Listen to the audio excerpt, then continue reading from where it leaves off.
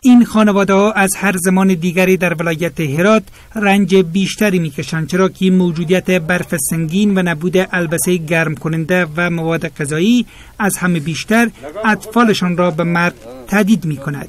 خانواده های بیجا شده به خاطر خشکسالی و فقر اقتصادی مناطق آباییشان را ترک کرده و به ولایت هرات مسکن اختیار کردند، ولی در حال حاضر با این پدیده سخت دست و پنجه نرم میکنند. دل ما برا جمعید مشکلات های سختی به سر مسته که دیگه به خدا و میز سخت از زندگی ما که بیترتره.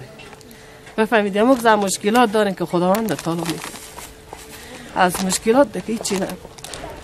دل ما به خدا هیچ همی سبتیده. هیچی گفتن. به اساس آماری که ریاست مبارزه با حوادث در زون غرب افغانستان ارائه می کند، در 4 ماه گذشته تنها 2200 خانواده به هرات آمده، در صورتی که رقم بیجا شدگان داخلی از 12 سال قبل به این طرف نزدیک به 20,000 خانواده می رسد.